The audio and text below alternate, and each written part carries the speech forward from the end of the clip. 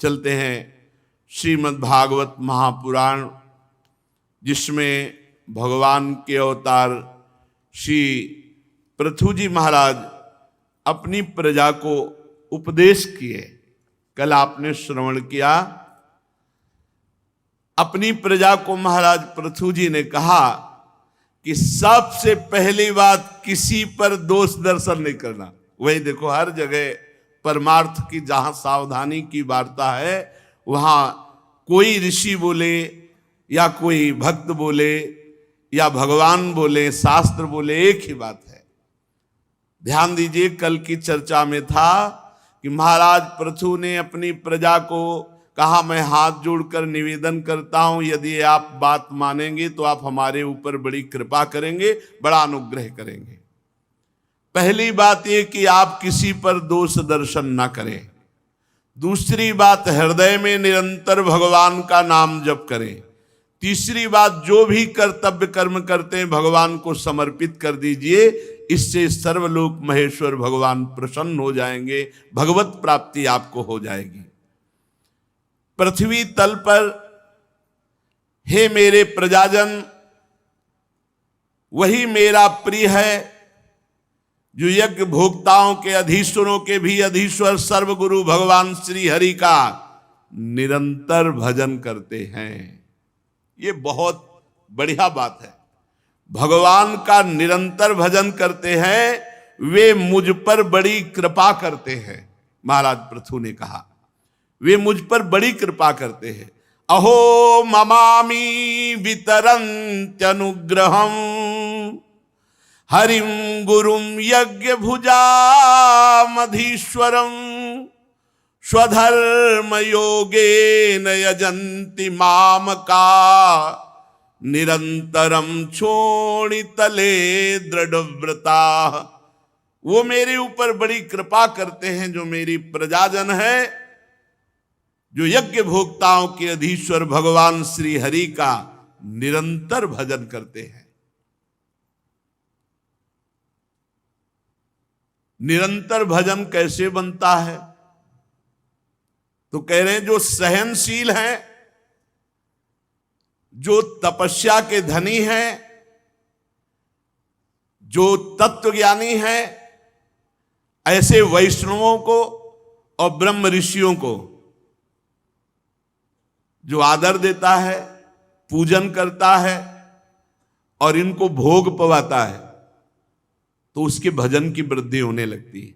निरंतर भजन का अभ्यास कैसे पुष्ट हो? बोले ऐसे भजनानंदी महापुरुषों का सेवन करो, जो सहनशील है, तपस्वी है, तत्वज्ञानी है, ऐसे वैष्णव, ऐसे ब्रह्म ऋषियों का आदर, संग और उनको भोजन। सभी से विनय पूर्वक मैं प्रार्थना करता हूं कि सर्वांतर्यामी भगवान वैष्णव सेवा से बहुत जल्दी प्रसन्न होते हैं। जो भगवान की आराधना में तन्मय भक्त जन है, इनकी आराधना से भगवान बहुत प्रसन्न होते हैं। पूज्य श्री सुदामा कुटी के महाराज जी, उन्होंने कहा वैष्णव सेवा का तुरंत फल होता है, तुरंत फल होता है। हृदय में तुरंत वैष्णव सेवा से आपके परिवर्तन शुरू हो जाएगा। संत सेवा का तुरंत फल होता है। यहां श्री पृथु जी महाराज कह रहे हैं, जो स्वयं प्रकाश सर्वांतर्यामी भगवान को प्रसन्न करना चाहता है, उसे निरंतर भजन करना पड़ेगा। और निरंतर भजन के लिए जो सहनशील हैं, तपस्वी हैं, तत्वज्ञानी हैं, ऐसे वैष्णव और ऐसे ब्रह्म ऋषियों का आदर, सम्मान, संग और उनको भोजन पवाना। आप सभी से मैं विनय पूर्वक कहता हूं, ब्रह्म ऋषियों की सेवा करने से बहुत जल्दी भगवान प्रसन्न होते हैं। वैष्णव सेवा, ब्रह्म ऋषियों की सेवा अगर नित्य बनने लगे तो बहुत जल्दी चित्त शुद्ध होकर के बिना ज्ञानाभ्यास के उसे मोक्ष पदवी प्राप्त हो जाएगी। बिना तत्व ज्ञान के, अभ्यास के, कि सब में भगवान है, ऐसा कुछ लगाने की जरूरत नहीं। हृदय पवित्र हुआ ये अनुभव हो जाएगा, जित देखो तित श्याममयी। कैसे पवित्र होगा? पृथु महाराज अपनी प्रजा को कह रहे हैं, जो रोज संत सेवा करता है, वैष्णव सेवा करता है, ब्रह्म ऋषियों की सेवा करता है, इस लोक में वैष्णव और ब्रह्म ऋषियों से बढ़कर दूसरा कौन हो सकता है? एक बहुत काल तक अग्नि में हवन करे और एक वैष्णव को भोजन पवा दे, तो वैष्णव भोजन पवाने से भगवान बहुत जल्दी प्रसन्न हो जाएंगे। इंद्रादि यज्ञीय देवताओं को जो हवन किया जाता है, उससे ज्यादा तत्वज्ञानी ब्रह्म ऋषि और भगवत भक्तों को जो श्रद्धा पूर्वक प्रसाद पवाया जाता है, तो चेतना शून्य होम यज्ञ में वो लाभ प्राप्त नहीं होता जो चैतन्य वैष्णव ब्रह्म ऋषियों के पवाने से होता है। यद ब्रह्म नित्यम विरजम सनातनम श्रद्धा तपो मंगल मौन संयमई समाधिना बिभ्रतिहार्थ दृष्टये यत्रेदमादर्श इवाव भासते तेषामहं पाद सरोजुरेणुर माया वहे आदि किरीट मायु यम नित्यदा बिभ्रत आसु पापम नश्यन्त्यमु सर्वगुणा भजन्ति गुणायनम शील धनम कृतज्ञम वृद्धाश्रयम संवृणितेनु संपदा प्रसीदताम ब्रह्म कुलम गवाम च जनार्दना सानुचरस्मह्यम। आहा, बहुत सुंदर बात कह रहे। जैसे दर्पण साफ हो तो अपना प्रतिबिंब दिखाई देने लगता है, ऐसे ही जब हृदय निर्मल होता है तो ब्रह्म का साक्षात्कार स्वयं हो जाता, कोई प्रयास नहीं करना पड़ता। और हृदय की शुद्धि के लिए श्रद्धा तपो मंगल मौन संयमई, जो भगवत श्रद्धा से युक्त हैं, भगवत तपस्या संलग्न है, जो मंगलमय आचरण करते हैं और ज्यादातर मौन रहते हैं, ऐसे संयमी जो वैष्णव जन हैं, जो भगवत भक्त हैं, जो ब्रह्म ऋषि जन हैं, उनकी जो आराधना करता है उसका हृदय निर्मल हो जाता है। हृदय निर्मल होने पर ऐसे ब्रह्मबोध, ऐसे भगवत साक्षात्कार हो जाता है जैसे दर्पण साफ होने पर अपना प्रतिबिंब दिखाई देता है। तेषामहं पाद सरोज रेणुर माया वहे याद किरीट मायु, मैं ऐसे ब्रह्म ऋषि वैष्णव जनों की चरण कमल की धूली अपने मुकुट पर धारण करता हूं, आयु पर्यंत धारण करूंगा, क्योंकि वो चरण रज धारण करने से तत्काल सारे पाप नष्ट हो जाते हैं और भगवत सेवा संबंधी सद्गुण प्रकट हो जाते हैं। अर्थात अपनी प्रजा को उपदेश कर रहे हैं, वैष्णव सेवा करो, ब्रह्म ऋषियों की सेवा करो, उनका चरण धोवन अपने माथे पे धारण करो। बड़ी बड़ी यज्ञों से भगवान जैसे संतुष्ट नहीं होते, वैसे अपने भक्तों को पवाने से, ब्रह्म ऋषियों को पवाने से संतुष्ट होते हैं। गुणवान, शील संपन्न, कृतज्ञ और गुरुजनों की सेवा करने वाले के पास लौकिक पारलौकिक संपदाएं अपने आप इकट्ठा हो जाती है।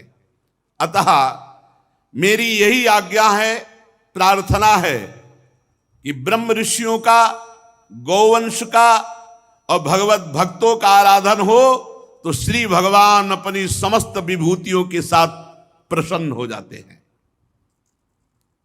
श्री मैत्रेय जी कहते हैं, महाराज पृथु का यह सुंदर उपदेश सुनकर सभा में देवता, पितर, ब्राह्मण जितने बैठे थे, साधुवाद साधुवाद, साधु साधु यो कहकर प्रशंसा करने लगे।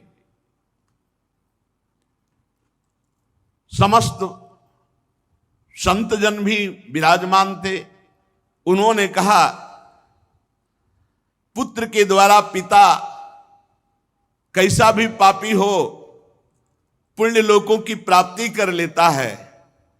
आज ये यथार्थ सत्य पापी वेन का निस्तार हो गया कि आप जैसे पुत्र प्रकट हो गए। पृथु जी से कहा, अगर पुत्र भगवत आचरण करने वाला है तो पिता कितना भी पापी हो उसे भगवत प्राप्ति हो जाएगी, ये शास्त्र कहता है। इसीलिए मनाया जाता है कि कोई भगवान का भक्त हमारे घर में प्रकट हो जाए।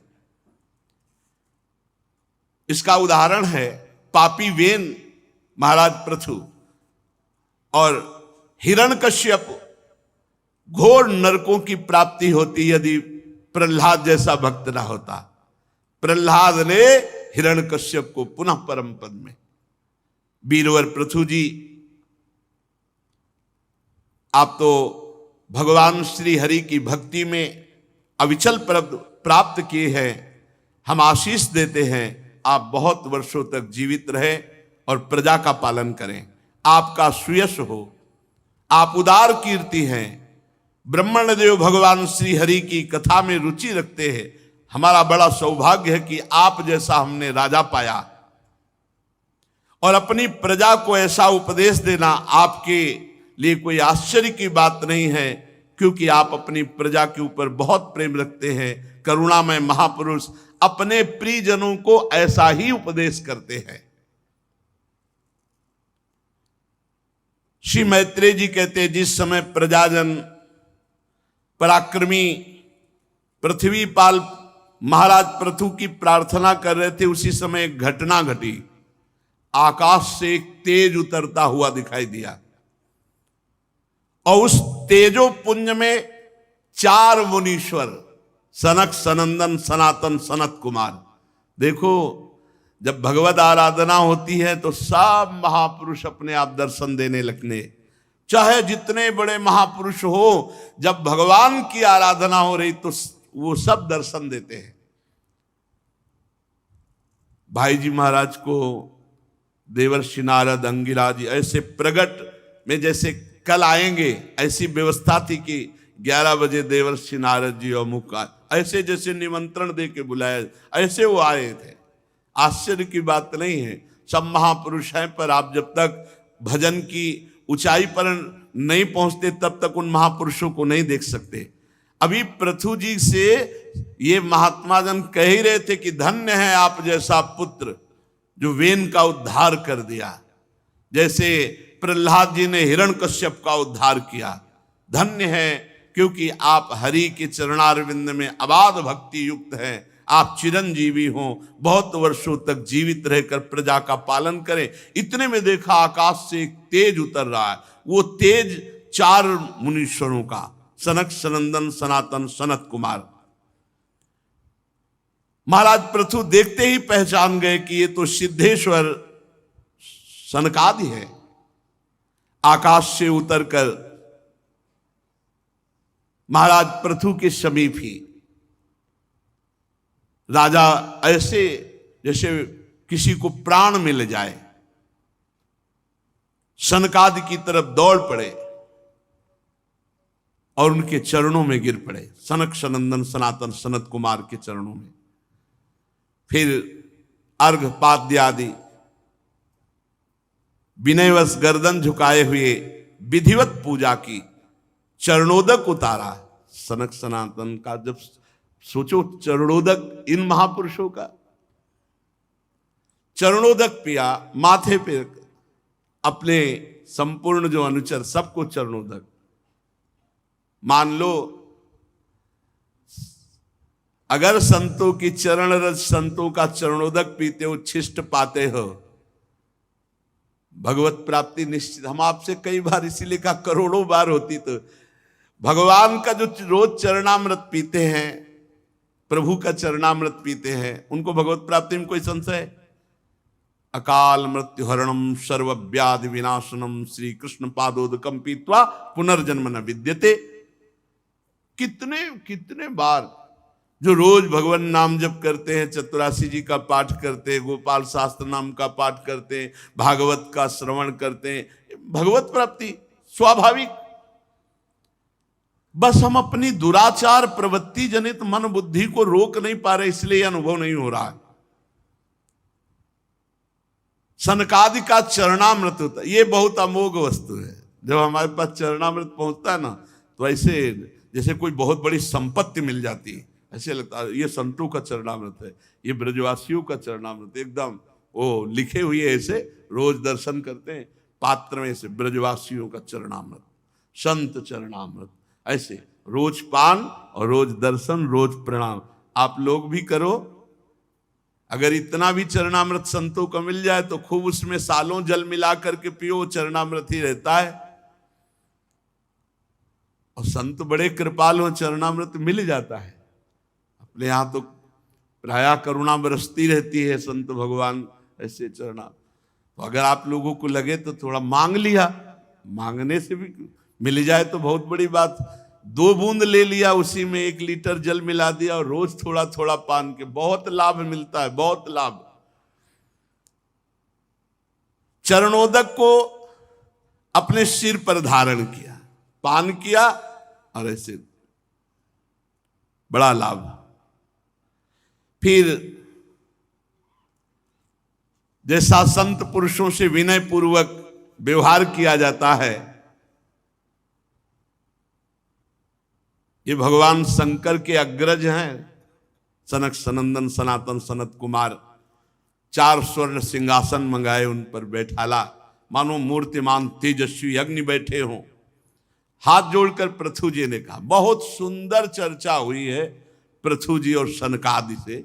अब यह है कि इतनी उच्च कोटि की अध्यात्म की है कि आप एकाग्रता पूर्वक सुने तो लाभ मिलेगा। अहो आचरितम किम में मंगलम मंगलायना, यस्य वो दर्शनम ह्रासीत दुर्दर्शानाम च योगिभिः, किम तस्य दुर्लभतरम ही लोके परत्र च, यस्य विप्राः प्रसीदन्ति शिवो विष्णुश्च शानुगः। मंगल मूर्ति मुनीश्वरो, आपका दर्शन तो योगियों के लिए भी बड़ा दुर्लभ है। भला मुझ जैसे से क्या पुण्य बन सकता है जो आप दर्शन देते हैं? ये तो आपकी अहेतुकी कृपा है कि आपने आकर दर्शन दिया। पर हम ये कह सकते हैं, जिस पर वैष्णव प्रसन्न हैं, जिस पर ब्रह्म ऋषि प्रसन्न हैं और अनुचरों के साथ भगवान शंकर प्रसन्न हैं या भगवान श्री हरि प्रसन्न हैं, उन्हीं को ऐसा सौभाग्य मिल सकता है, अन्यथा नहीं। इस दृश्य प्रपंच के कारण जैसे महातत्वाद यद्यपि सर्वगत हैं, तो भी सर्वसाक्षी आत्मा को नहीं देख सकते। इसी प्रकार आप जैसे सिद्ध पुरुष यहां लोक में विचरण करते रहते हैं, पर जो भजन नहीं करते वो अनाधिकारी लोग आपको नहीं देख सकते। बड़े बड़े सिद्ध विचरण करते हैं, अनाधिकारी लोग नहीं देख सकते।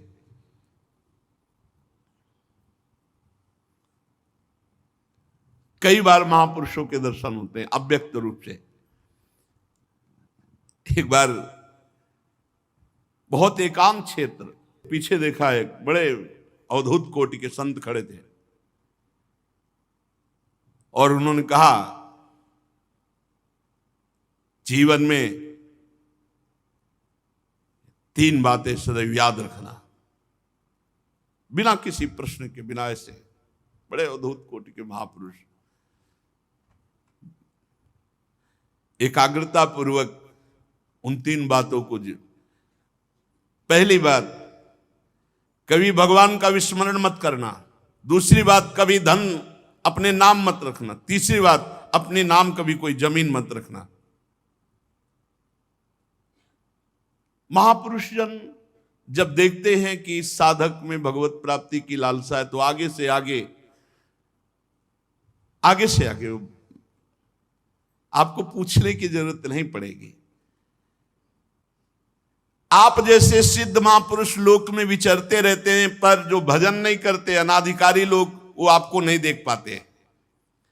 जिनके यहां आप जैसे महापुरुष थोड़ा जल ले लें या आसन स्वीकार कर लें, बैठ जाएं, कोई पदार्थ स्वीकार कर लें, कुछ ले लें, वो धन्याति धन्य हो जाते हैं। आप जैसे महापुरुष कुछ सेवा स्वीकार कर लें, जिनके घरों में भगवत भक्तों के चरणामृत का छींटा नहीं पड़ा, वो चाहे जितना वैभव संपन्न हो, वो भूतों के रहने वाले घर के समान है। वो व्यर्थ है, अपवित्र घर है जिनमें भक्तों का चरणोदक नहीं पड़ा। और भगवान की कृपा से सौभाग्य से अपने लोगों को बचपन में से ये सौभाग्य मिल रहा है। 8 सन्यासी महात्मा जन जहां दूर से दंड लिए दिखाई दे तो दौड़ो स्वामी जी आ रहे, अब साष्टांग दंडवत, थाली लोटा जो कुआं से जल निकाल के सबके चरणोदक धोना, और फिर पान करो, माथे पे डालो, छिड़के आओ पूरे घर में, फिर उसको पात्र में रख लिया जाता, रोज पवाया। वही सब प्रभाव संतों का चरणामृत का। जिनके घरों में संतों का भक्तों का चरणामृत नहीं छीटा पड़ता, वो बड़े बड़े समृद्धियों से संपन्न होने पर भी जिन घरों में भूत रहते हैं ऐसे वो घर हैं, अपवित्र हैं। या जिन खोखले पेड़ों में सांप रहते हैं वो अपवित्र। ऐसे हे मुनीश्वरों, कैसे कहूं कि आपका स्वागत है। स्वागतम वो द्विज श्रेष्ठा यद व्रतानि मोक्षवा चरंति श्रद्धया धीरा बाला एवं बृहंति च। क्योंकि आपने बाल्यावस्था में ही ब्रह्मबोध प्राप्त कर लिया। आप अखंड ब्रह्मचारी हैं, आपका ब्रह्मचर्य अखंड है। आप सदैव अपने स्वरूप में स्थित रहते हैं। स्वामियों, हम लोग तो अपने कर्मों के वशीभूत होकर इस विपत्ति के क्षेत्र रूप संसार में केवल इंद्रिय संबंधी भोगों को ही पुरुषार्थ मानकर भोग रहे हैं। आप कृपा करके बताइए, प्रश्न है, जो इस संसार में इंद्रिय भोगों में ही केवल सुख मानकर फंसे हैं, उनका कल्याण कैसे होगा? उनका निस्तार का उपाय क्या है? और आप लोगों से ये पूछना कि आपका कुशल मंगल है, ये उचित नहीं है, क्योंकि आप सदैव आत्मा में रमण करते हैं, आत्मस्वरूप हैं। तो क्या कुशल और क्या अकुशल आपके लिए? तो जो अपने स्वरूप में स्थित, उसमें कोई फर्क नहीं पड़ता। चाहे विपत्ति हो, चाहे संपत्ति हो, दुख हो, सुख हो, साप हो, वरदान हो, कोई फर्क नहीं पड़ता। क्योंकि जो आत्मानंद में निमग्न है, उसको इन बाहरी साप, वरदान, दुख, सुख, लाभ, हानि, मान, अपमान से कोई फर्क नहीं। एक हमने संत से सुना कि एक बार भगवान गौरी शंकर नंदीश्वर पर विराजमान होकर जा रहे थे, तो शनकादि चारों हरिशरणम हरिशरणम हरिशरणम ध्यानस्थ थे। भगवान शिव वहां से निकले, कोई प्रणाम नमस्कार, कोई भगवान शिव को कोई फर्क नहीं। अंबा ने कहा, जगत गुरु भगवान शिव को प्रणाम भी नहीं किया, ऐसे ही गर्दन, उनको गुस्सा आ गया, साप दे दिया, जाओ आउट हो जाओ। गर्दन ऐसे सीधी की, झुकाया नहीं जैसे। भगवान शिव ने कहा कोई फर्क नहीं पड़ता इनके ऊपर। बोले क्यों? इनको पश्चाताप, तो बोले कभी पश्चाताप नहीं होगा। चाहे सनकादि का शरीर हो, चाहे उठ का शरीर, इनको शरीर से कोई लेना देना नहीं, ये अपने स्वरूप में स्थित है। कुछ दिनों बाद फिर उधर से निकले, तो भगवान शिव को देखा, वो देखा ही नहीं था, देखा तो प्रणाम किया। भगवान शिव ने कहा कैसे हो? बोले अंबा है ना, बहुत कृपा है।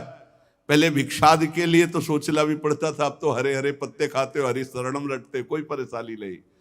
खा कह दो, इनको सनकादि रूप में करो, इनको कोई फर्क नहीं पड़ता। तो कह रहे आपके लिए पूछना कि कुशल मंगल है कि नहीं, तो आप तो आत्मा में रमण करते हैं, आपके लिए ना कुशल हो ना कुशल, दोनों बराबर। कुशल अकुशल से कोई मतलब नहीं। प्रभु, आपका समागम बड़ा दुर्लभ है, उसका लाभ मिलना चाहिए।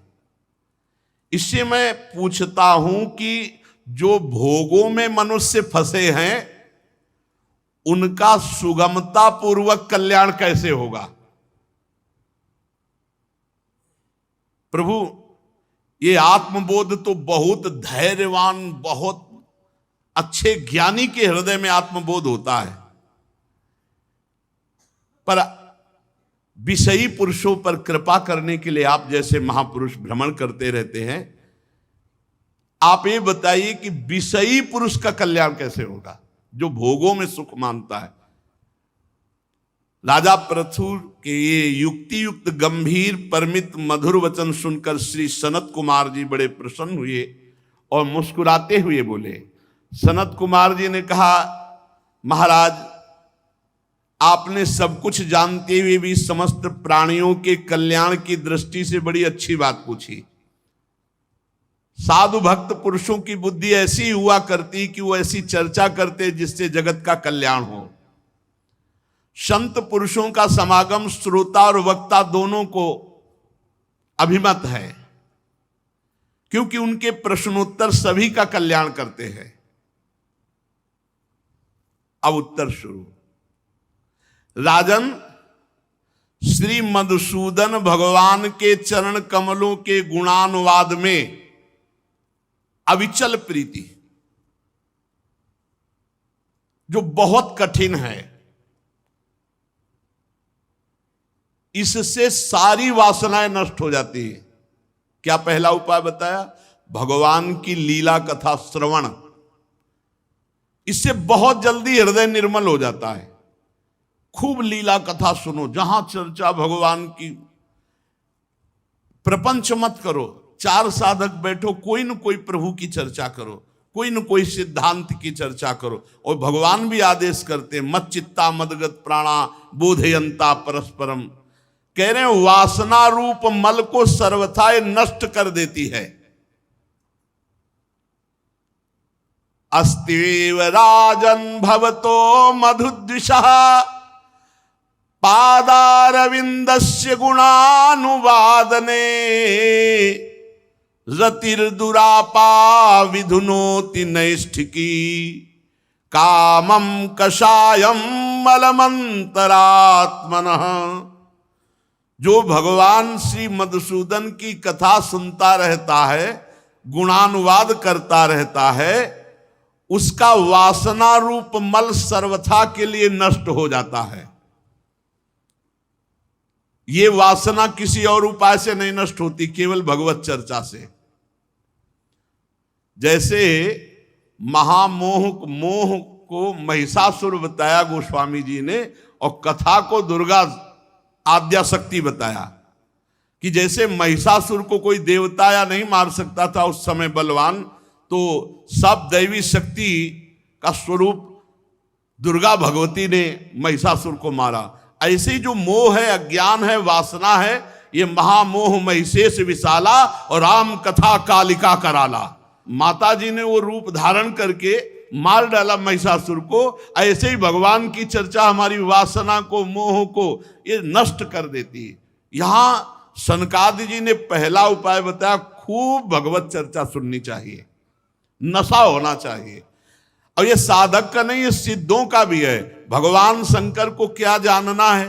कागभूषुंड जी के यहां हंस बन करके रोज चर्चा सुनते हैं, और जब वहां नहीं जाना होता तो अंबा जी श्रोता बन जाते हैं, भगवान शिव चर्चा करने लगते हैं अंबा जी से ही। बड़ी अमृतमयी कथाएं। वासना रूपी मल को नष्ट करने के लिए और कोई उपाय नहीं भगवान की चर्चा के सिवा। ये बैठा लो। जो साधक सत्संग नहीं सुनते हैं, परस्पर भगवत चर्चा नहीं करते हैं, उनमें बड़ी कमियां बनी रहती है। पहली बात तो ये अहंकार बना रहता है कि हम श्रेष्ठ हैं, और बहुत से अंदर दोष बने रहते हैं, वो सत्संग के द्वारा ही नष्ट होते हैं। शास्त्र जीवों के कल्याण के लिए भली भांति विचार करने वाले हैं। उनमें आत्मा से भिन्न देहादि के प्रति वैराग्य और अपने स्वरूप में सुदृढ़ अनुराग होना, ये कल्याण का साधन निश्चित किया गया है। भगवान की लीला कथा सुनने से वासना मल का नाश होता है। जो ही वासना नष्ट होती तो शरीर से वैराग्य होता है। शरीर 3 है, स्थूल सूक्ष्म कारण।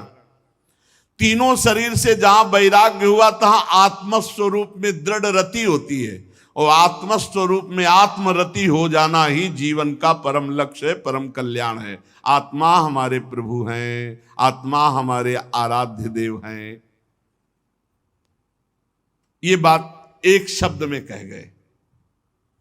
अब इसको विस्तार पूर्वक वर्णन करते हैं। पहले शब्द में उत्तर है, संसारी भोगी पुरुषों को भगवत प्राप्ति का उपाय क्या? बोले खूब भगवान की चर्चा, भगवान के गुणों का कथन श्रवण करे, रात दिन भगवान का नाम जप, उनकी लीला कथा श्रवण से वासना का नाश होता है। वासना के नाश से तीनों शरीरों से वैराग्य होता है और आत्मरति होती है। आत्मरति ही ये परम कल्याण का स्वरूप है। अब उसको विस्तार से कह रहे हैं। जिसको अपना परम कल्याण चाहिए वो पहले सद्गुरुदेव भगवान का वरण करे, क्योंकि बिना गुरुदेव के, बिना गाइड के इस भूल भुलैया संसार से पार नहीं हुआ जा सकता। इसीलिए भगवान की प्राप्ति के लिए जो हम नाम जप कर रहे हैं, जो कथा सुन रहे हैं, इसका पहला फल होगा सद्गुरुदेव की प्राप्ति। एक संत आए थे सिख धर्मावलंबी, तो उन्होंने कहा कि हमने तो गुरुवाणी जी में पढ़ा है कि पूर्ण पुरुष मिले बिना, पूर्ण गुरु मिले बिना जीव का कल्याण नहीं होता। ऐसे नाम जब कर रहा है तो पूर्ण उसे गुरु नहीं मिले तो क्या कल्याण हो जाएगा? तो हमने कहा हाँ, क्या कल्याण होगा? वो नाम जब उसे पूर्ण गुरु से मिलाएगा और फिर गुरु जो नाम देगा उसे भगवत प्राप्ति करा देगा। तो यहां कह रहे हैं कि शास्त्र श्रवण हमारे अंदर जिज्ञासा प्रकट करेगा, भगवत प्राप्ति की मुमुक्षुता प्रकट करेगा, और उसके लिए हमें सद्गुरुदेव का वरण करना होगा, सद्गुरुदेव का आश्रय लेना होगा। बिना सद्गुरुदेव के चाहे शिव बिरंच सम होई, गुरु बिनु भव निधि तरे न कोई। सद्गुरुदेव शास्त्र के सूक्ष्म वचनों को अनुभव करके बोलते हैं, तो उनके वचनों में विश्वास रखना होगा। जो हमारे गुरुदेव कहें उनके वचनों पर बिल्कुल दृढ़ विश्वास। और जो गुरुदेव भागवतिक आचरण का उपदेश करते हैं वैसे ही आचरण करें। फिर गुरुदेव से जिज्ञासा करें, भगवत प्राप्ति संबंधी जो संशय हो, जो प्रश्न हो, अपने गुरुदेव से उनका उत्तर ले।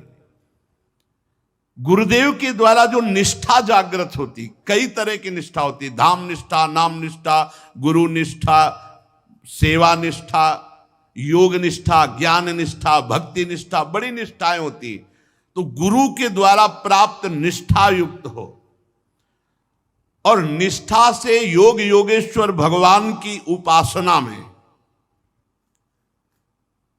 और जो लोग केवल धन, इंद्री, स्त्री इसी में आसक्त हैं, भोगों में, उनसे दूरी बनाकर रखे।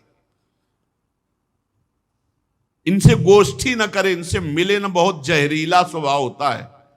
अर्थेंद्रिया राम संगोष्ठो तृष्णया।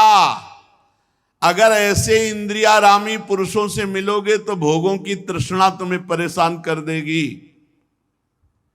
सद्गुरु का वरण, उनके वचनों पर विश्वास, उनके द्वारा बताए हुए भक्ति के क्रियात्मक आचरण, उनसे प्रश्न उत्तर, जो भी आपके अंदर संशय हो, फिर उनके द्वारा प्राप्त निष्ठा, धाम निष्ठा, नाम निष्ठा, गुरु निष्ठा, सेवा निष्ठा, योग निष्ठा, जो निष्ठा का अधिकारी, उससे योग योगेश्वर भगवान श्री हरि की उपासना। और फिर धन, अर्थेंद्रिया राम संगोष्ठ तृष्णया। जो अर्थ और इंद्री के भोगों में, सहवास आदि में सुख रखने वाले जन हैं, इनसे कभी भी गोष्ठी न करें, इनसे कभी न मिले।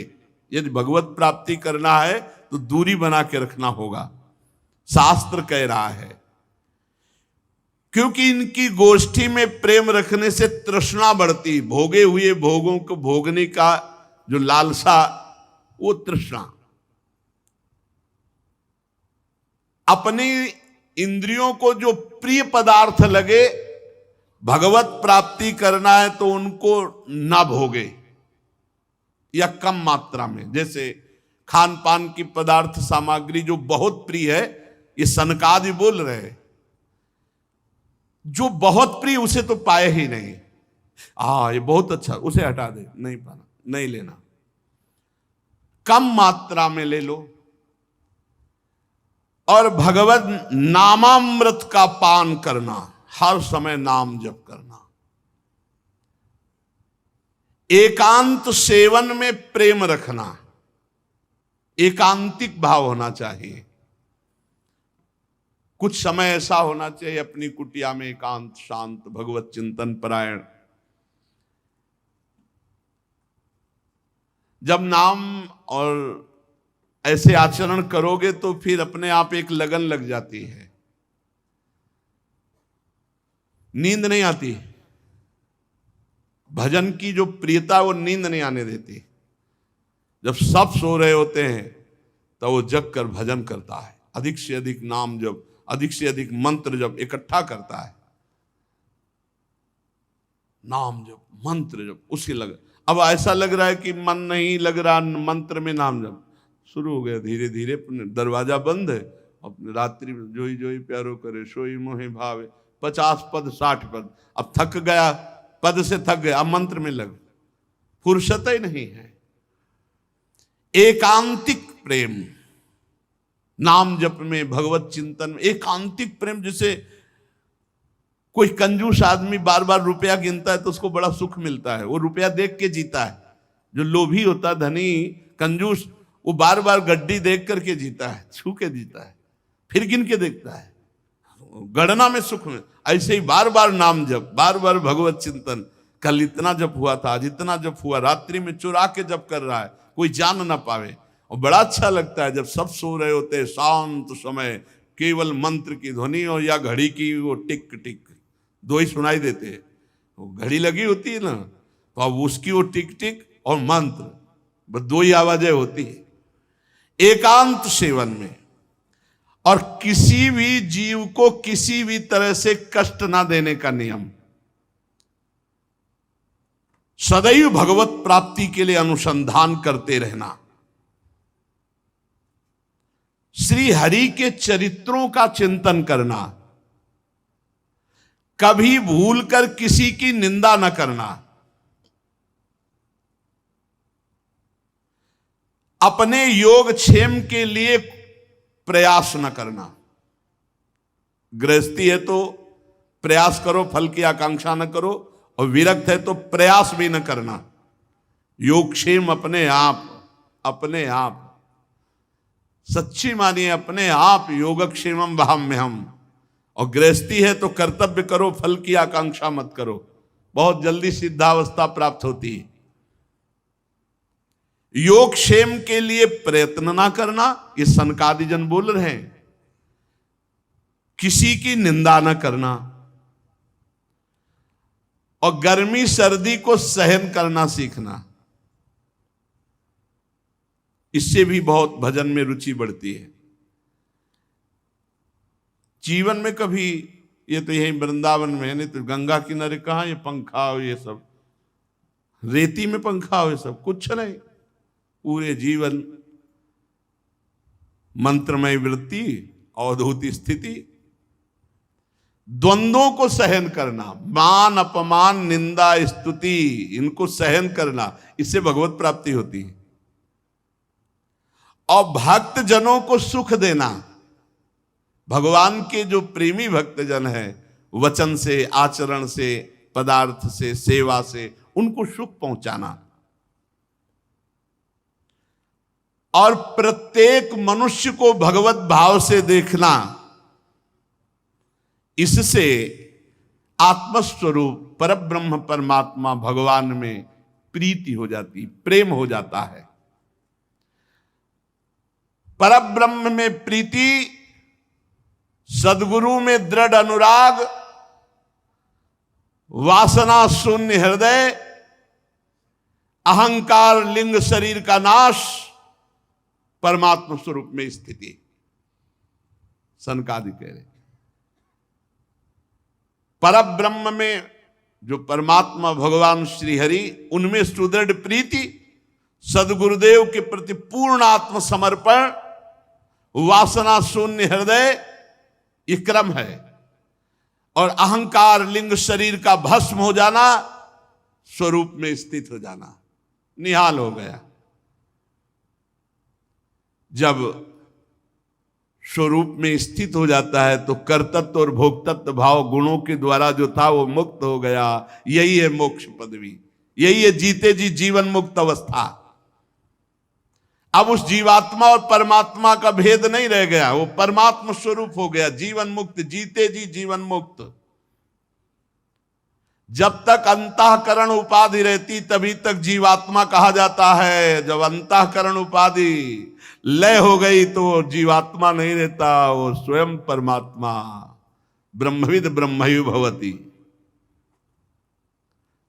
बाह्य जगत में जब तक जल है तो अपना प्रतिबिंब दिखाई देगा, दर्पण है तो अपना प्रतिबिंब दिखाई देगा। जल और दर्पण नहीं है तो प्रतिबिंब खत्म। ऐसे ही अंतःकरण है तो जीवत्व अंतःकरण नहीं, लय हो गया तो ब्रह्म स्वरूप।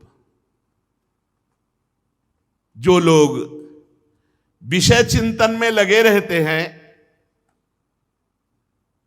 उनकी इंद्रियां विषयों में फंस जाती हैं, मन भोगों में ले जाता है। वह परमात्मा स्वरूप होते हुए भी अपने को ना जानने के कारण इंद्रिय मन का गुलाम, वो जीवात्मा कहा जाता है। सनकादि बोल रहे हैं, इंद्रियैर विषयाकृष्टै लाक्षिप्तम ध्यायताम मनः चेतनाम हरते बुद्धे स्तंभस्तोयमिव हृदय। उसकी चेतना हरण हो जाती है कि मैं परमात्मा स्वरूप हूं। वो देहाभिमानी बनकर मन और इंद्रियों के साथ भोगों की गुलामी स्वीकार करता है। ये इंद्रिय और मन भोग बुद्धि की विचार शक्ति का अपहरण कर लेते हैं। विचार शक्ति नष्ट होने पर उसकी ये स्मृति चली जाती है कि मैं भगवत स्वरूप हूं, मैं भगवान का अंश भगवत स्वरूप हूं। स्मृति का नाश होने पर वो भ्रष्ट हो जाता है, ज्ञान रहित हो जाता है। इसी ज्ञान के नाश को पंडित जन सर्वनाश कहते हैं। भ्रस्यत्यनु स्मृतिश्चित्तम ज्ञान भ्रंशः स्मृति क्षये तद्रोधम कवयः प्राहु रात्मा पवन मात्मनः। यही आत्मा का सर्वनाश है, अपनी स्मृति का नाश हो जाना, इंद्रिय और मन का जो भोगों में आसक्त हो जाना और उसी में अपनी तन्मयता हो जाना। ये सर्वहानि हो गई। जो भोगों में अपने स्वरूप को भूलकर रमण कर रहा है वो सर्वहानि कर लिया, वो सर्व स्वार्थ का नाश कर रहा है। इससे बढ़कर लोक में और कोई हानि नहीं। जो भगवान को भूल गया और भोगों में रति, सबसे बड़ी हानि। बहुत सुंदर बात श्री सनकादि कहे, फिर एक बात सुन ले। इंद्रिया शक्ति मन भोगों में जब रमण करता है तो बुद्धि की विचार शक्ति को नष्ट कर देता है। जब विचार शक्ति नष्ट हो जाती है तो उसकी स्मृति नष्ट हो जाती कि मैं कौन हूं, मेरा कर्तव्य क्या है। स्मृति नष्ट होने पर उसका ज्ञान नष्ट हो जाता है। और जहां ज्ञान नष्ट हुआ तो पंडित जन इसे ही सर्वनाश कहते हैं। वो अपने उद्देश्य को भूलकर पदार्थों की भोगों की प्रियता में फंस करके अपने स्वार्थ की हानि कर लेता है। इस लोक में सबसे बड़ी हानि है भगवान का विस्मरण होकर भोगों में रति हो जाना। इसलिए बुद्धिमान उपासक को चाहिए कि धन का और इंद्रियों के भोगों का चिंतन ही ना होने पावे। इसीलिए अनन्यस चिंतयन्तो माम, मेरा चिंतन करो। क्योंकि जहां इनका चिंतन हुआ वो ज्ञान विज्ञान को भ्रष्ट कर देता है। ये बड़ी बात है। अर्थेन्द्रियार्थाभिध्यानम सर्वार्था पन्नवो नृणाम भ्रंशितो ज्ञान विज्ञाना देना विशति मुख्यताम। जब कोई साधक विषयों का ध्यान करने लगता है, विषयों का चिंतन करने लगता है, भगवान का चिंतन छोड़ देता है, तो सभी पुरुषार्थों का नाश करने वाला ज्ञान छा जाता है। विषयों का चिंतन सब ज्ञान विज्ञान को नष्ट कर देता है। जो विषयों का चिंतन करते हुए मरता है वो वृक्ष आदि योनियों को प्राप्त होता है, स्थावर योनियों को प्राप्त होता है। इसलिए जिसे अज्ञान अंधकार से पार होने की इच्छा है, उस पुरुष को चाहिए कि प्रभु का विस्मरण ना होने पावे, भोगों का स्मरण ना होने पावे, हर समय राधा राधा राधा राधा। क्योंकि ये भोगों का चिंतन ही धर्म अर्थ काम मोक्ष की प्राप्ति में बाधा खड़ी कर देता है। जो विषयों का चिंतन करता है उसे सदा भय लगा रहता है। जो विषयों का चिंतन करता है उसे उत्तम मध्यम अधम ये दिखाई देता है। जो विषयों का चिंतन करता है ऐसा कोई भी नहीं है जो कुशल से रह सके। काल भगवान उनकी सारी कुशलता को नष्ट कर देते हैं जो विषयों का चिंतन करता है। हे राजन, तुम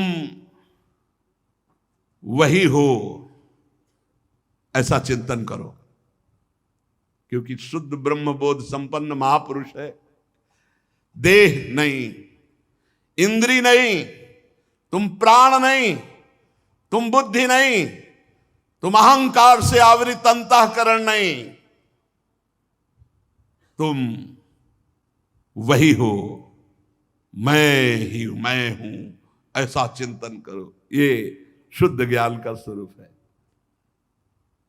सोहमस्मि तत्वम नरेंद्र जगतामथ तस्थुषाम च देहेन्द्रियास्तुधिष्णात्म भिरा वृता नाम या क्षेत्र वित्त पतया हृदय विश्वगावि प्रत्यक्षकास्त्य भगवास्तमवे सोहमस्मि सोहमस्मि सोहमस्मि, वही मैं हूं। जिस प्रकार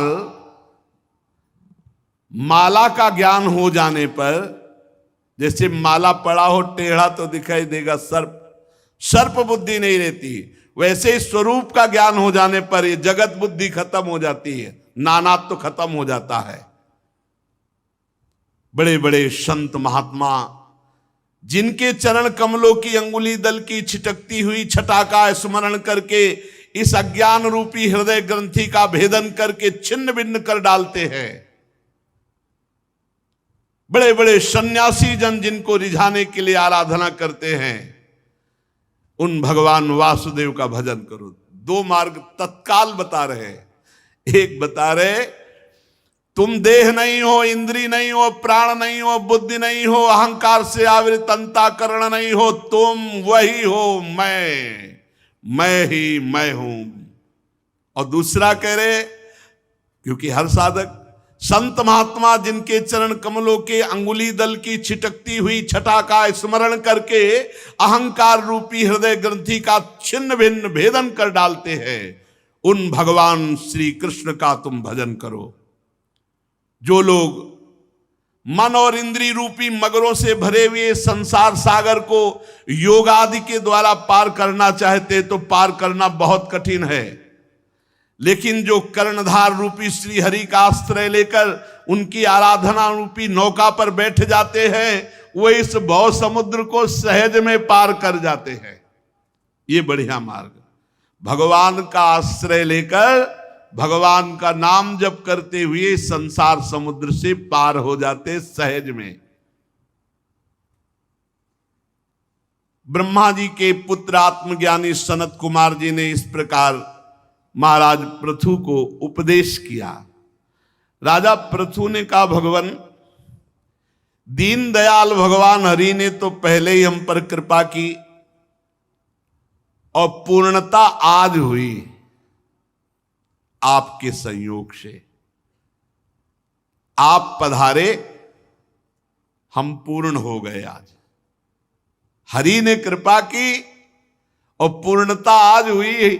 सनक सनंदन सनातन सनत कुमार जी से कह रहे आपके दर्शन से। प्रभु मैं क्या दे सकता हूं आपको, क्योंकि मेरे पास जो शरीर है, जो कुछ भी है, वो तो आपका ही दिया हुआ प्रसाद है। मैं क्या दे सकता हूं? प्राण, स्त्री, पुत्र, सामग्री से भरा हुआ भवन, राज्य, सेना, पृथ्वी, कोश, ये सब आपके चरणों में समर्पित है। ये सब आपका है प्रभु, स्वीकार कीजिए। सनकादि से सेनापतित्व, राज्य, दंड, विधान, संपूर्ण लोकों का शासन, वेद शास्त्रों के ज्ञाता, ये सब आपके ऊपर अधीन है। जो वैष्णव जन है, जो ब्रह्म ऋषि जन है, महात्मा जन है, वो किसी का दिया नहीं खाते, वो अपना खाते हैं, अपना पहनते हैं, अपनी वस्तु दूसरों को दान देते हैं, और पूरा संसार उनका दिया हुआ खाता है। महाराज पृथु सनक सनंदन सनातन सनत कुमार से कह रहे, स्वयमेव ब्राह्मणो भुंक्ते स्वम वस्ते स्वम ददाति च तस्यैवानुग्रहेणान्नम भुंजते क्षत्रियादया। ये जितना लोक है, ये ऋषि मुनि और संत महात्माओं के द्वारा दिए हुए खाता है। बड़ा रहस्यमयी बात कह रहे। ये जो ब्रह्म ऋषि जन है, अपना खाते हैं, अपना पहनते हैं, और जो अन्य लोग हैं वो सब उनके द्वारा दिया हुआ खाते हैं। अगर वो ना हो, वो तपस्या ना करे, भजन ना करे, सब लोक नष्ट हो जाए। आप वेद के पारगामी, अध्यात्म तत्व का निश्चय किए हुए महापुरुष हैं। आपका दर्शन अभेद भक्ति की उपलब्धि कराता है। आप परम कृपालु हैं, आप दीनों का उद्धार करने वाले हैं। आप अपनी कृपा से संतुष्ट हो जाएं। आपको कोई इस उपकार का बदला दे सके ऐसा कुछ नहीं है, क्योंकि इसके लिए प्रयत्न करना अपनी हंसी उड़ाना है। कहां आपका आत्मबोध और कहां जागतिक वस्तुएं। प्रभु मैं आपको कुछ नहीं दे सकता, फिर भी ये सब कुछ आपको समर्पित है। सनकादि जी ने पृथु जी के इस उदार स्वभावशील की प्रशंसा की और सबके सामने देखते देखते अंतर्ध्यान हो गए। सनक सनंदन सनातन सनत कुमार महात्माओं में अग्रगण्य महाराज पृथु उनसे आत्मोपदेश पाकर चित्त की एकाग्रता से आत्मा में स्थिर रहने के कारण ऐसा अनुभव हुआ कि मैं कृतकृत्य हो गया हूं। आहा, सनकादि के सत्संग से ऐसा अनुभव हो गया कि अब मैं कृतकृत्य हो चुका हूं। आत्मनिष्ठा समस्त कर्तव्य कर्मों की पूर्ति। महाराज पृथु के 5 पुत्र हुए, विजिताश्व, ध्रुमकेश, हर्यक्ष, द्रविण और वृक। महाराज पृथु ने अपने बड़े पुत्र विजिताश्व को राज्य समर्पित किया, और अब सनकादि के उपदेश से अब ये राजपाट अच्छा नहीं लगा। यही है महापुरुषों का संग। पृथ्वी का भार विजिताश्व को, और आप अपने बाल खोल लिए, अवधूत की तरह तपोवन के लिए निकल पड़े। कठोर तपस्या, कुछ दिन तो कंदमूल फल खाकर बिताया, फिर उनको भी छोड़ दिया, जल पर रहे। इसके बाद जल को भी छोड़ दिया, वायु पर रहे। वायु भक्षस्ततः परमम, शरीर को गर्मी में तपाते, कभी छाया में नहीं बैठते।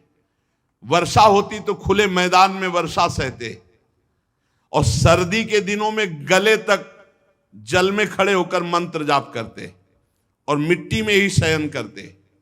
सब प्रकार के द्वंद्वों का सहना, वाणी से मौन, ब्रह्मचर्य का पालन, कठोर तप महाराज पृथु ने सनकादि की मिलने के बाद राजपाट त्याग करके जंगल में किया। समस्त वासना जनित कर्म बंधन तो कट ही चुके थे। सनत कुमार के सत्संग से परमोत्कृष्ट अध्यात्म योग की प्राप्ति हो गई थी। अंतःकरण शुद्ध हुआ, देहात्म बुद्धि निवृत्त हुई, सामने परमात्मा श्री कृष्ण की अनुभूति हुई। अंतर में ब्रह्मबोध, बाहर में भगवत साक्षात्कार, श्री कृष्ण की अनुभूति हुई। बड़ी अद्भुत स्थिति महाराज पृथु जी की। अंदर से ब्रह्मबोध और बाहर से श्री कृष्ण साक्षात्कार। बस श्री कृष्ण का दर्शन करके स्वरूप में स्थित होकर वीरवर पृथु ने अपने चित्त को एकाग्र किया और अपना शरीर त्याग दिया। बाहर श्री कृष्ण साक्षात्कार, अंदर श्री कृष्ण ब्रह्मबोध स्वरूप से, और अपने शरीर का त्याग कर दिया। अपने अपने तत्व जो पांचभौतिक मिल गए। जब महाराज पृथु की पत्नी महारानी अर्ची जो उनके साथ गई थी, उन्होंने कभी भूमि में पैदल भी नहीं चली थी, पर जैसा उनके पति वैसे ही उन्होंने अपने शरीर को कष्ट दिया। जब देखा हमारे प्राणपति अपनी जीवन लीला संपन्न कर ली, तो स्नान करके पति को जलांजलि देकर भगवान की वंदना करके और उनको गोद में लेकर चिता में प्रवेश कर जीवित अपने शरीर को जला दिया अपने पति महाराज पृथु के साथ। समस्त देवियां आकर के पुष्प वर्षा करने लगी और विनय किया अर्ची महारानी की कि आप अद्वितीय हैं। इस लोक में आपने अपने पति का अनुसरण किया और परलोक में भी अब आप पति के पास ही पहुंच जाएंगी, क्योंकि पति के लिए अपने शरीर को भस्म कर दिया। उनकी चिता गोद में लेकर और आग में प्रवेश कर गई। देवियों ने अर्ची जी की वंदना की। भगवान के जिस परम धाम को महाराज पृथु गए थे, वहीं महारानी अर्ची भी पहुंच गई। परम भागवत पृथु जी का ऐसा प्रभावशाली चरित्र है। श्री मैत्रेय जी कहते हैं, विदुर जी हमने आपको सुनाया, जो इसे गाता है, सुनता है, वो निश्चित भगवान के परम धाम को प्राप्त होता है। श्री मैत्रेय जी कह रहे हैं, जो इस चरित्र को गाता है, सुनता है, वो निश्चित भगवान के परम पद को प्राप्त होता है। या इदम सुमहत पुण्यम श्रद्धया वहितः पठेत श्रावयेत शृणुयाद्वापि सप्रथो पदवी मियात्। इत्थं भूतानुभावोऽसौ पृथुषा भगवत्तमः कीर्तितं तस्य चरित मुद्दाम चरितस्य ते। अगर कोई कामना से इसका गायन या श्रवण करे तो संतानहीन को पुत्र की प्राप्ति हो जा सकती है। अगर पाठ करे, धनहीन को धन की प्राप्ति हो सकती है। यश चाहने वाले को यश की प्राप्ति, आयु चाहने वाले की आयु प्राप्ति। और अगर कोई चाह ना करे तो भगवान के परम धाम की प्राप्ति होती है। ऐसे महामहिम भगवान के अंश से प्रकट हुए महाराज पृथु और अर्ची के पावन चरित्र को अपने लोगों ने श्रवण किया। मनन करें इसका। पूरे चरित्र का सार है, किसी पर दोष दृष्टि ना करें, निरंतर हृदय से नाम जप करें, अपने सारे कर्तव्य कर्मों को भगवान के चरणों में समर्पित कर दें। ये पृथु जी का उपदेश। सनकादि का उपदेश भगवान की कथा खूब सुनने से हृदय का मोहमल नष्ट हो जाता है, भगवत प्राप्ति की लालसा जागृत होती, गुरुदेव के चरणों का आश्रय होता है, गुरुदेव के वचनों पर विश्वास, शास्त्र वचनों का सार गुरुदेव के वचन, गुरुदेव जो भक्ति की क्रियात्मक शिक्षा भागवत धर्म के आचरण का उपदेश करते हैं उसका अक्षरशः पालन, किसी की निंदा न करना, किसी का अपमान न करना, निरंतर नाम जप करना, भगवत चिंतन करना, इसी से घोर वैराग्य प्रकट होता है। और वैराग्य से तीनों शरीरों का राग नष्ट होता है, आत्मबोध हो जाता है, भगवत साक्षात्कार होता है, जो चाहे वो प्राप्त हो जाता है। पर सावधानी, सनकादि ने कहा, जो विषया इंद्रिया अभिरामी हैं, जो इंद्रियों के भोग में मन के द्वारा चिंतन विषयों का करते हैं और क्रियाएं कर, ऐसे लोगों के संसर्ग से बचें, क्योंकि ये हमारे साधना को चौपट कर देंगे, ये हमारे ज्ञान विज्ञान की चेतना को नष्ट कर देंगे, ये हमारी अखंड भगवत स्मृति में बाधा पहुंचा देंगे। हम मनन करके आचरण में उतारे, और ये तो छोड़ दीजिए कि हमें भगवत प्राप्ति होगी कि नहीं। कितने ऐसे चरित्र आप सुनेंगे जिनका परिणाम है सुनने मात्र से भगवत प्राप्ति। ये हम तो नहीं कह रहे ना, ये भगवान व्यास देव जी लिख रहे हैं, श्री सुखदेव जी कह रहे हैं। तो जब रजिस्टर हमारा देखा जाएगा ना, तो बहुत ऐसे प्रमाण है जिनमें हमें भगवत प्राप्ति हो जाएगी। ये वृंदावनवासी है, ये कथा सुना है, ये नाम जप किया है, ये दंडवती लगाई है, तो यमराज जी के पास हिसाब नहीं है इनका देने का, तो वो भगवान के हाथ में है हिसाब। और भगवान करुणामय है, भगवान एक पक्ष देखते हैं भक्त का, भगवान दो पक्ष नहीं देखते। जब भगवान के पास हिसाब जाता है तो भगवान एक पक्ष देखते, जन अवगुण प्रभु मान न खाऊ, वो ये नहीं देखते। दीन बंधुवत, ये मेरा है बस, इसने मन वचन कर्म से मेरा सहारा लिया, इसकी जो गलती वो मेरी गलती है, क्योंकि मेरे सहारे था ना, बस पार हो जाते हैं। अपने को भगवत प्राप्ति की चिंता नहीं करनी, अपने को भगवत चिंतन करना है। पूज्य श्री भाई जी हनुमान प्रसाद पोद्दार जी कहते हैं, उत्तम भागवत वो है जो किसी बात की चिंता ना करके हर समय भगवत चिंतन में रहता है। भगवत चिंतन क्या चाहिए? कुछ नहीं, भगवत प्राप्ति नहीं, बार बार जन्म मरण हो, हमें इससे भी मतलब नहीं, इससे भी मतलब। कितनी मस्ती है यार, कितनी मस्ती है। अपने लोग हाय हाय, मतलब किसी की बातें सुनकर ऐसा लगता है कितना डूबा हुआ है चिंता में। अरे फिर काहे के शरणागत, अपनी चिंता। हमारे पास इतने औषधियां हैं कि भवरोग तो जड़ मूल से नष्ट हो ही जाएगा। एक बार जिसने भगवान का नाम ले लिया, एक बार जिसने भगवान का नाम सुन लिया, दुर्गति शब्द से बच गया।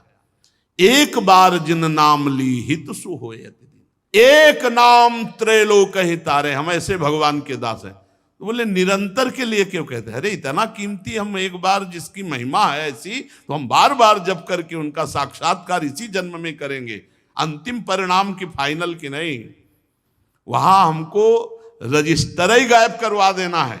इतना नाम जप करना है कि यमराज रजिस्टर बंद करके और भगवान के पास भेज दे कि अब हमारे से आगे केस बढ़ गया, भगवान के पास हमारा रजिस्टर पहुंच जाए। इसलिए निरंतर नाम जप करो, भगवद आश्रित रहो, भगवत प्राप्ति। तो अरे भगवत प्राप्त हैं, धाम में बैठे हैं, भगवत स्वरूप हैं, हम भूल गए अपने स्वरूप को, इसीलिए हम पछता रहे। इसीलिए उसी भूल को सुधारना है।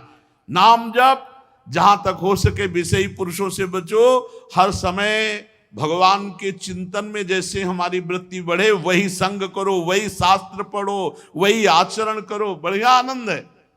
अभी अभी जीवन मुक्त हो यार, कोई बांधे नहीं है। तुम फंसे हो, भगवान ने नहीं फंसा, तुम फंसे, तुम्ही को मुक्त होना है। तुम इसके बिना नहीं रह सकते, इसके बिना नहीं रह सकते, इसके बिना नहीं रह सकते। बड़े कृपालु है, पूरा बगीचा रच दिया। और तुम अब शरीर के बिना रहना सीख जाओ, अभी जीवन मुक्त हो गए और जान जाओगे कि कौन भगवान है, कहां भगवान है, कैसे भगवान, तुम कौन हो। अरे बाजार में तुम्हें जो खरीदना है अपने मन पसंद की खरीद लो, बाजार क्यों लगा दी? अब इसके विषय में क्यों, ये बाजार क्यों बना दी गई? नहीं, ऐसे ऐसे प्रश्न करता।